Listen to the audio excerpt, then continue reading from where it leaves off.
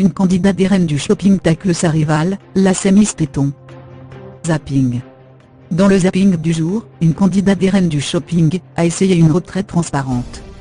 Sa rivale n'a pas hésité à la comparer à Miss Téton en découvrant son essayage. Christina Cordula a imposé un nouveau thème aux filles des reines du shopping. Cette semaine, elles doivent être chic pour une soirée au casino. Lundi 9 avril, Lola a lancé les hostilités en se lançant dans son shopping. La belle brune, première dauphine d'un concours de beauté, a essayé une sublime robe noire ajourée au niveau des jambes et transparente au niveau du buste. Andrea, une autre candidate de la semaine, lance alors « Ce n'est plus Miss France là, c'est Miss Téton ». Pas sûr que l'intéressé ait apprécié. Dans les 12 coups de midi, Véronique remporte à nouveau un coup de maître.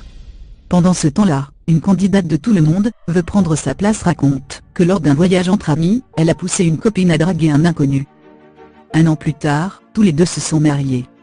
Sur le plateau des amours, l'un des couples du jour raconte qu'ils se sont tous les deux rencontrés à 11 ans et qu'ils se sont mis en couple 25 ans plus tard grâce aux réseaux sociaux. Sophie Davant a confié avoir envie d'un mâle dans Affaires conclues, pendant qu'on a pu apercevoir une passerelle semblable à une bidale en érection, dans le dernier numéro de Stupéfiant.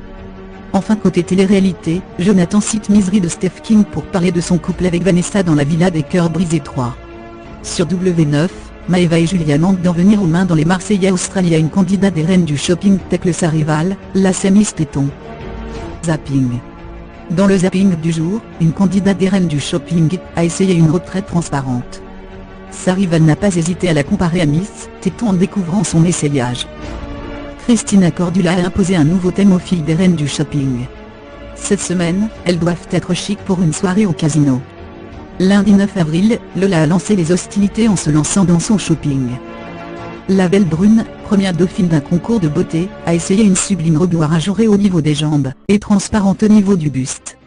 Andrea, une autre candidate de la semaine, lance alors « Ce n'est plus Miss France là, c'est Miss Téton ». Pas sûr que l'intéressé ait apprécié. Dans les 12 coups de midi, Véronique remporte à nouveau un coup de maître. Pendant ce temps-là, une candidate de tout le monde veut prendre sa place raconte que lors d'un voyage entre amis, elle a poussé une copine à draguer un inconnu. Un an plus tard, tous les deux se sont mariés.